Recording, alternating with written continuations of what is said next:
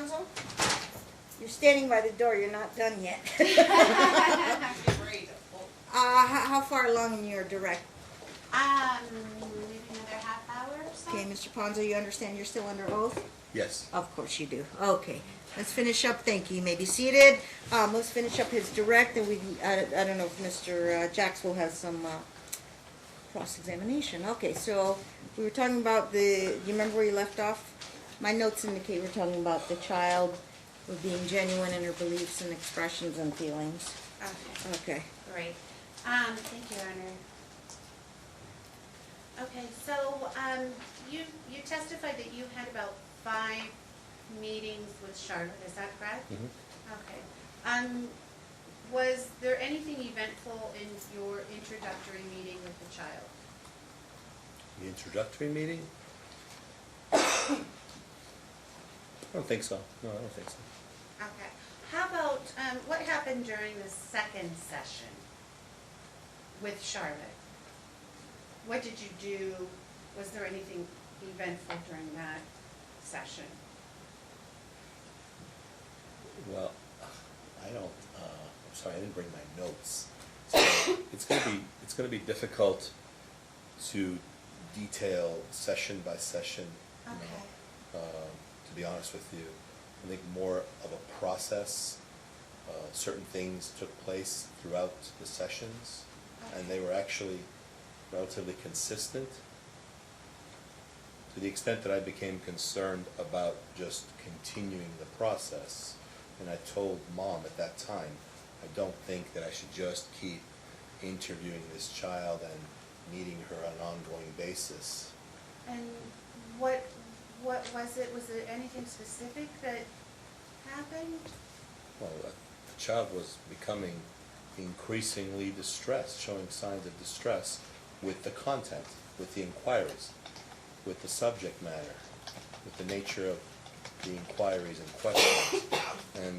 And she was becoming more regressed, and it just wasn't fair, in my opinion, to do this, to keep the child involved when at some point I think she reached sort of a maximum capacity to cope and deal with an assessment and with an ongoing format of gathering information, even if it was in various ways, and even though it was within a format of working with a young child in a way that involved play and her opportunity to engage in certain activity, but you have to return to an examination even within a format like that. You're still examining a child. You're still introducing inquiries, questions.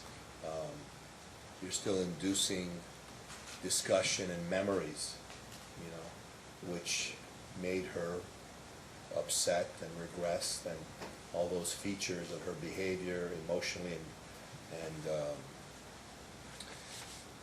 psychologically were detailed, in these meetings, one by one. It's in the report what I was noting, signs of distress, agitation, anxiety, sort of behavioral discontrol, wanting to leave at some points. There were a lot of things that were observed, and where the child behaved in a certain way and expressed herself in a certain way and became emotional, tearful, regressed behavior, started acting out, whatever. This is the content of these sessions, and it didn't vary much. That's why I'm not trying to avoid the question of what happened session by session, but there really wasn't a variation. There was a consistent presentation, because I had a consistent format that I was following. I was trying to get information about this child's functioning relative to her time with her dad, because these are the things that I was, sort of tasked with exploring. So this child was exposed to the stress, I think, of this interview to begin with. So I had to be careful how much stress and sort of like a subjective distress that I want to enable in this child. But she was exposed to a lot of inquiry and a lot of examination about her father specifically, because that was the nature of the concern. Okay, so I guess I'm not sure, are you saying that the mere inquiry,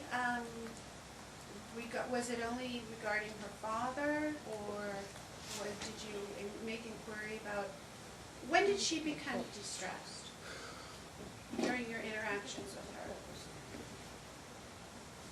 To an extent, even in the first session, because I started asking questions that were about the context of her life. So this is another thing that you do with children. So you examine general aspects of a child's functioning.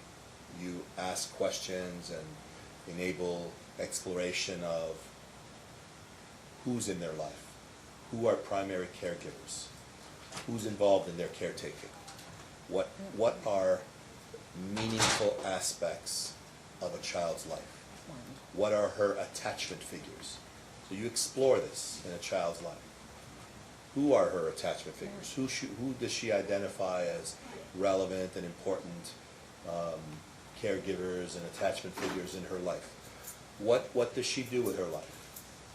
What does she do during her day? Does she go to any programs? Does she have any activities? So one of the things you do is you examine overall functioning. Okay. And what determination did you make regarding Charlotte's overall function?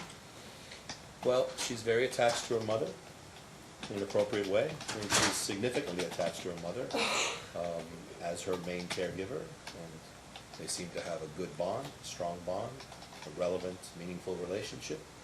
She's attached to her grandfather. I think that my finding was that she seems to be trusting and attached to her grandparents. You know, I think she mentions her grandfather maybe in a bit of a more special way, but she has family that she identified, who she lives with.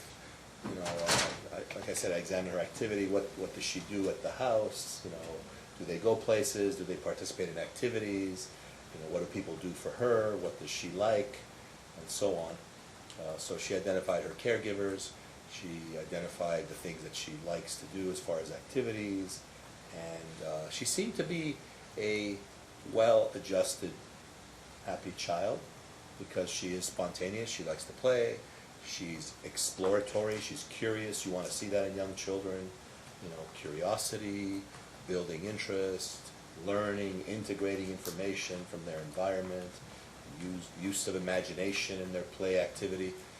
When we got to examining her father, I said, well, who else? Is there somebody you're missing? That kind of thing. You know, do you have a dad? I know you have a mom. Do you have a dad? See, that was the way I introduced like a general inquiry about who else, you know, is in your life. And what I saw consistently is that references to dad upset her. References to her father made her become more abrasive. Then she wasn't spontaneous. Then she became defensive. And references to her dad elicited both comments that were negative and emotional reactions that seemed agitated, sometimes anger. It was a display of different kinds. Sometimes anger, sometimes general agitation, sometimes stress, sometimes anxiety, and sometimes stress and fear combined. Like questions like where the child would engage in concerns about, do I have to see him? You know, what's happening? She started becoming confused sometimes. You know, what is this? What is this process? What does this mean? She was rather abrasive and objected to inquiries and discussions about her father in a way that it was clear. This wasn't just, you know, interpretation on my part. She asked questions and made statements of repelling the idea. Do I have to see him? Why? She became concerned. So then you see a general resistance. And I inquired about that. So you got responses like, he hurt me, he's mean, those kinds of things that, you know, were documented and memorialized here, those kinds of responses. And they were both general and consistent. General overview description of father as a negative object in her life.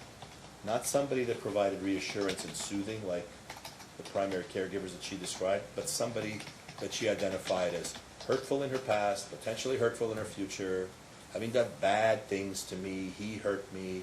Those kinds of statements were repeated a number of times.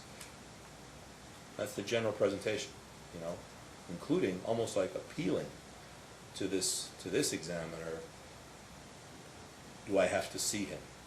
So she would get regressed. And you see that kind of behavior in general in trauma, when people freeze up and when people regress to a point of functioning that suggests that they are living under threat or fear or dread. Dread relates to anxiety, okay? So you can dread something and feel anxious because you believe that there's nothing positive to anticipate. So people get excited, so there's a state of excitation with anticipation of something joyful and positive. There's a state of regression because people tend to go into sort of like a protective shell and want to, shut down and don't want to face certain things because they feel dread. And I saw those kinds of characteristics in this child. So I'm not sure if I answered your question. I hope I did. Okay, I think you did. Would this have been, was this just in one visit that she experienced this gamut of emotions, or was this? No. Okay. Spread over time, different visits, different times, but a consistently general presentation of this manner, which I just presented, which I just summarized. Consistent, resistance, discomfort, agitation, anxiety, feeling of dread, regressed behavior, her body changed, she would freeze sometimes, she spontaneously became tearful and upset, she wanted to end the session, she wanted to leave at times in the face of this kind of inquiry, and when we were in the subject, we were in the context of talking about her father. On page 340, if I could direct your attention to 1, 2, 3, for the fourth paragraph down, you state that the main theme arising from exploration of her relationship with her father is one in which the child conveys a need for maintaining a boundary and feeling protected from her father. And this might seem like a silly question, but how did you arrive at that conclusion? And forgive me if it requires any repetitive. Was there something in particular that stood out?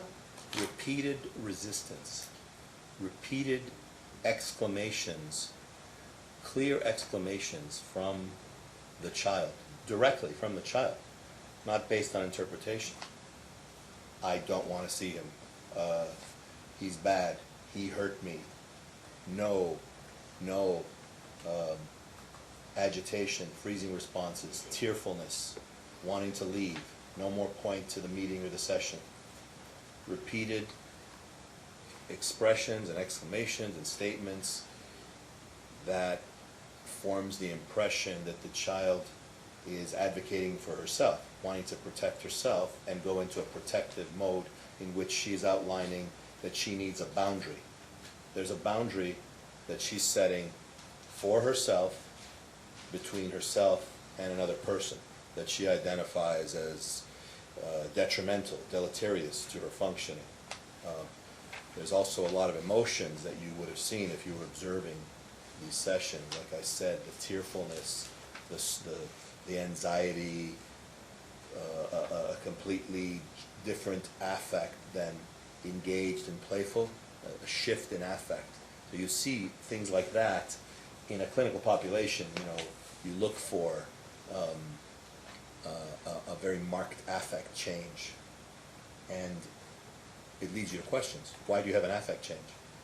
Why does somebody become elated and then upset? with another subject. Do you believe, based upon your observations of the child, that she suffered some? Objection meeting. Sustained. You mentioned, you testified that somebody with trauma, you brought that up to describe your interaction with Charlotte. Can you expound upon that? Objection calls for a narrative. What was the, that's part of that question.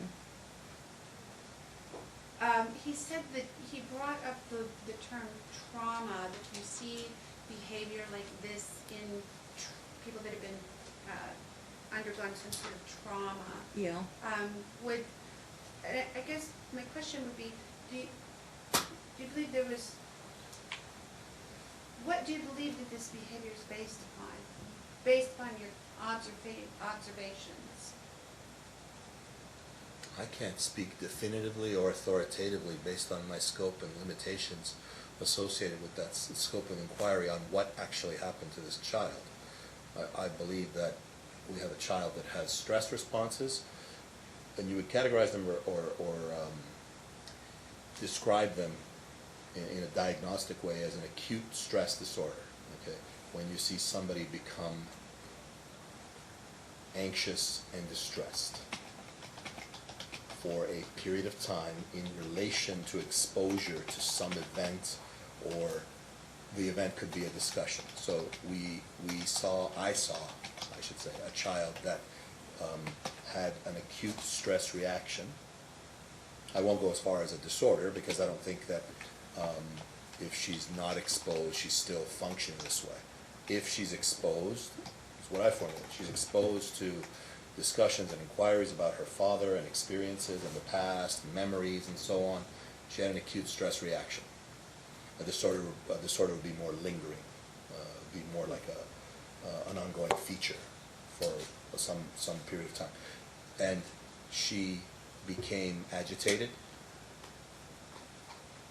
and she indicated that she is resistant to her father for reasons that she articulated. It is part of this child's reasoning. It is part of what she expresses as her opinion, her views. Her experiences with her father have told her, I feel fear, I feel threat, I feel uncomfortable. These are the kinds of things that she made very, very clear. So that's why I came up with the idea that she reacts, I put it in a context, she reacts like a clinical population of people that have been exposed to stressful events, very highly stressful events, fearful events, terrifying events, what you see in trauma. People have different reactions to certain events. Some people feel traumatized because they feel that they were at risk, at high risk, okay? So I put it in the context of that. She acts like someone that freezes up like a trauma population. Wants to run away, resist something, and dread something like what they happened. That's the nature of trauma. Something happened, they never want it to happen again. Okay? I'm not trying to mix the two up. I'm not saying this child behaved sort of like, because I did a lot of consulting work for victims of the mass shooting on Las Vegas Boulevard about a year and a half ago. I did that on an ongoing basis. I'm not trying to mix up the two and say this is how this child is functioning, or that she was exposed to things of that magnitude or nature. I was just trying to create a context of understanding how people that are exposed to powerfully stressful events tend to exhibit these features and emotional and behavioral and psychological manifestations.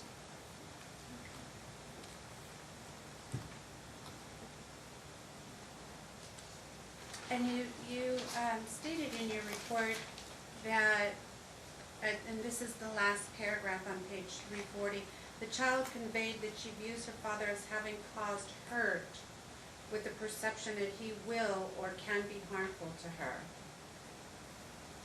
Where is that? It's the last paragraph on page 340, Bait stance.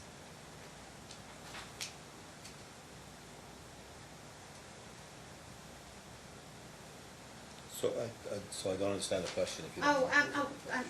probably should ask one, huh? So would this be something like, somebody maybe that's just merely over, disciplining? Objection meeting. Sustained. What?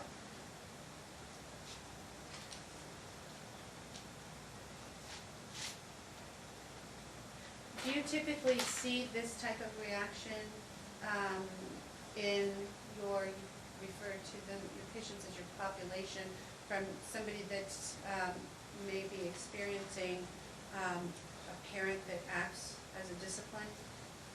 Mary? Objection meeting. Sustained. What was that based upon, your comment there on page, the last paragraph where it says, child conveyed that she views her father as having caused her with the perception that he will or can be harmful to her. And she said she limited in her ability to express specific content or insight into her negative views. What's that based upon? She became, at times, very awkward in her responses and behaved in a confused way. So what I observed is that she was confused about how to convey what happened. She couldn't say specifically, he hit me here. That's what you see people and children saying sometimes. They'll specify, he hit me in the butt. He hit me in the head. He pushed me on the couch. I hear kids say that kind of thing frequently. In this case, what I observed in this child is she couldn't specify the nature of the hurt. It made her feel awkward and confused, as if she didn't understand what this kind of hurt was, as if she didn't understand what was happening or what happened to her. So that's why I'm stating it as the child conveyed that she views her father as causing hurt. He's a hurtful person in her estimation, in her perception, in her experience. But she can't and didn't convey, these are the kinds of things he did, which suggests she didn't understand what it was. It wasn't a hit on the head or a smack on the butt or whatever, but generally sees him as a hurtful person, and she wants to avoid him.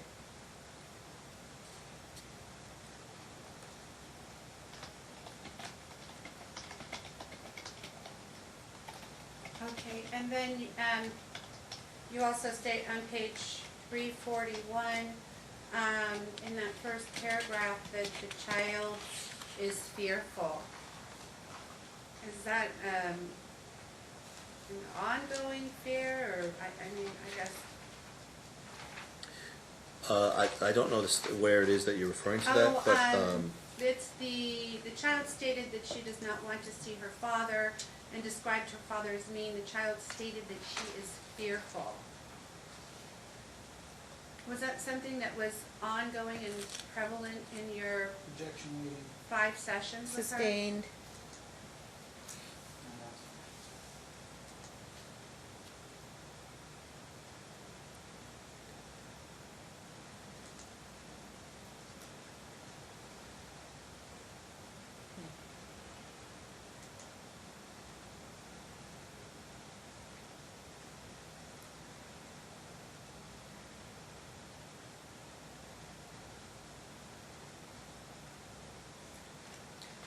do I answer? Did or- she Oh, sustained, no. That's I- Overruled, yes. Did the We're waiting child for a display, she was consistent with her fear, is that correct? She consistently expressed fear in association with inquiries and her descriptions of her experiences with her father. There was a consistent presentation of fear. This is how the child conveyed her responses and her perceptions of her father and of her own feelings. She's fearful. He creates fear. He hurts me. I'm fearful. This is the correlation. She's expressing fear, and she did that consistently throughout all my sessions.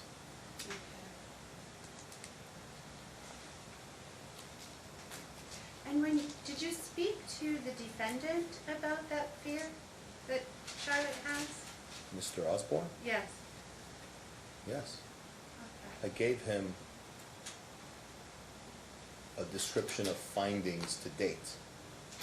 I would normally do that with any parent. Well, here's the kinds of things that I am finding. Here's the information that I'm gathering. So I stated that to him like I would to anybody. And what was his reaction? He kind of scoffed at it. You know. I don't mean to characterize it in any particular way. I'm just looking for a kind of a description of. He looked at it as that's just off base. Like he didn't want to. He wasn't going to entertain that. Like it's just false information. I mean, he was. But when he got information from me, he was giving me information back, saying that's not correct. That's a misrepresentation. I haven't done anything, and he didn't really have any descriptions or explanations, or he just basically said negative, not true. And he focused more on the history, as I said earlier, tumultuous nature of their relationship. And he pointed to, part of his reaction was pointing to Christina's actions throughout the past. What he felt and described as her actions of fabricating, manipulating. Again, I'm not trying to quote him, I'm not paraphrasing him, but that's how he characterized it. Like, well, this is, okay, forget this. This is what's really happening. This is Christina doing this. And he did refer back to patterns, history, police reports, domestic violence reports. He gave explanations where he was kind of dismissive of everything, like it was just him finding himself in a predicament of having to answer to things that were that had no substance or basis. Were you aware that Mr. Osborne, the defendant, had been charged with, at one point, statutory sexual rape? Objection, relevance, and reading. I'm going to overrule it. It's part of his process to do intake history. So just if the subject matter came up. Subject matter came up and I was aware of it. Okay. And then on page 341, you state in the second paragraph, toward the end, this clinician elected not to explore issues or reports of inappropriate touch revealed through assessment and sessions with her therapist. So you didn't necessarily even get into the allegations of sexual abuse or molestation by the defendant in this case, did you? No, I elected not to. Now, Why not? I made a judgment and I used what I thought was appropriate discretion.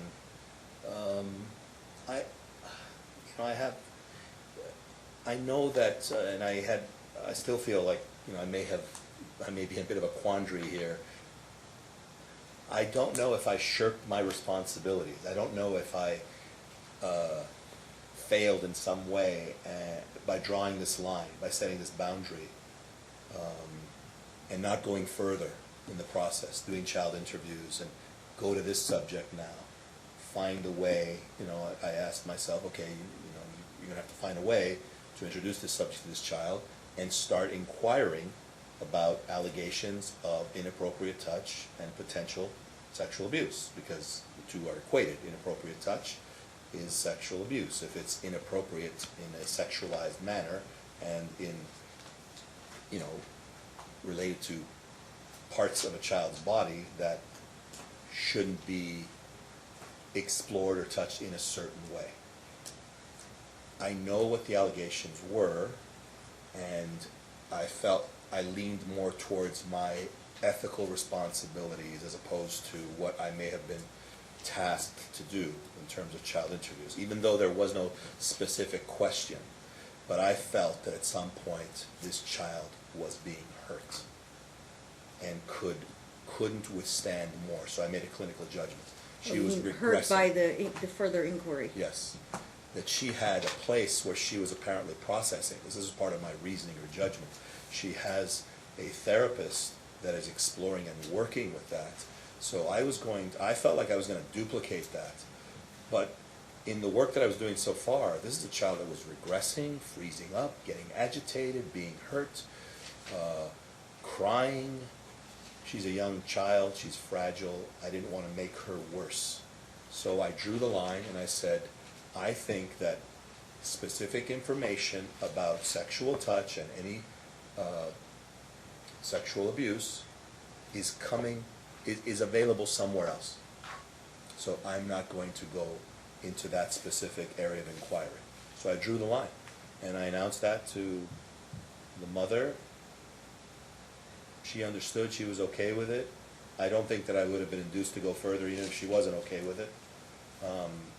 And that's why I had 5 meetings as opposed to 7 or 8 or 9 or 10. Is it a fair statement to say that you stopped there because you didn't want to harm the child any more than she apparently had already been? Yeah, I felt like I was an agent that was actually inducing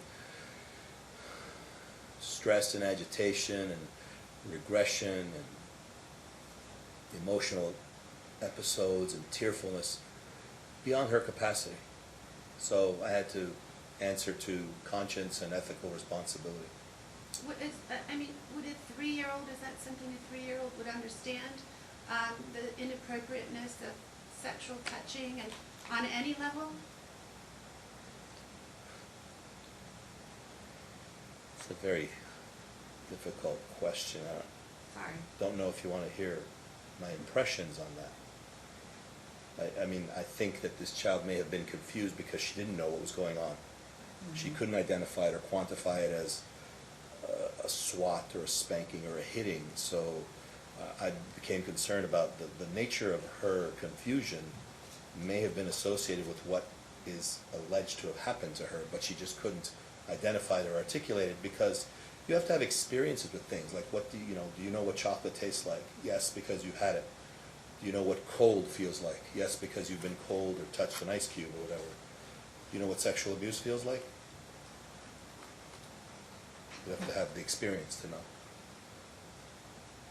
If you don't know that it's part of your normal repertoire, kids are disciplined, that's part of their normal repertoire. They can articulate hitting and physical discipline. That's different. So I think you can understand what my concerns were here. Okay.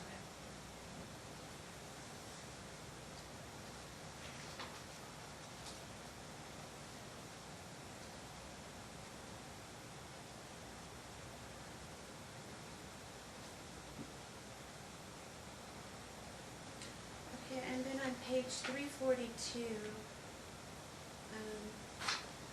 the third paragraph, you state the concern of this clinician is that there appears to be a need for caution to ensure the safety of the child and further explore the allegations to the extent that they present potential disruptive and harmful experiences.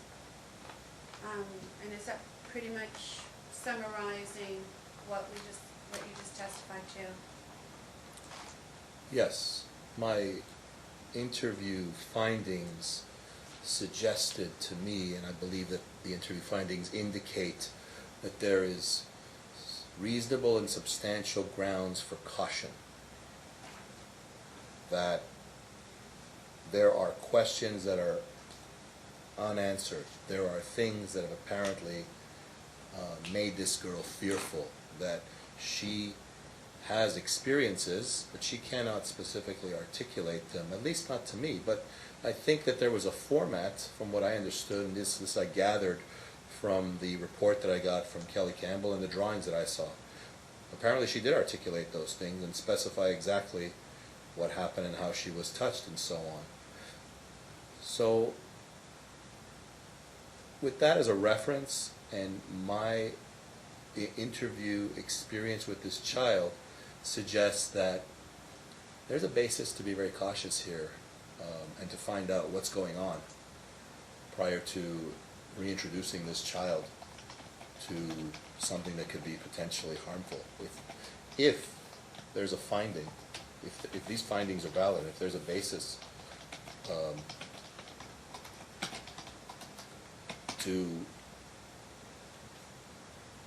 there's a basis for recognizing that there's been harm perpetrated by the father, then the logical conclusion is to maintain boundaries and create a protective kind of stance until this is further clarified, or whomever is responsible takes steps to either remediate it or whatever whatever is supposed to happen in these matters. If there's sexual abuse, I don't know how it's going to be handled, but until such time that it's deliberated and concluded, I think that there should be there's enough material here to suggest that this child should be protected. That's my opinion. I don't have any further questions. Cross-examination, Mr. Jacks? Tons of it.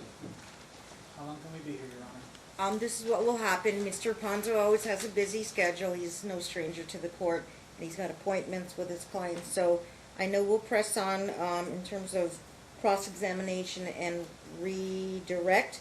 But if we don't finish, I would absolutely have no problem if he does it by phone. Phone's the easier for you, or video, whichever you would prefer, from your office, in case you can catch between client appointments. Well, I mean, I know that that's been arranged in the past. Yes, But we try to make it convenient. Unless you want. I can drive here. When's our next court date? July 22nd. 22nd at 1:30. If I get you in at 1:30, That's at the same time Kelly Campbell's coming, Your Honor. oh, so Kelly Campbell will finish up with her anticipated by 3, you think?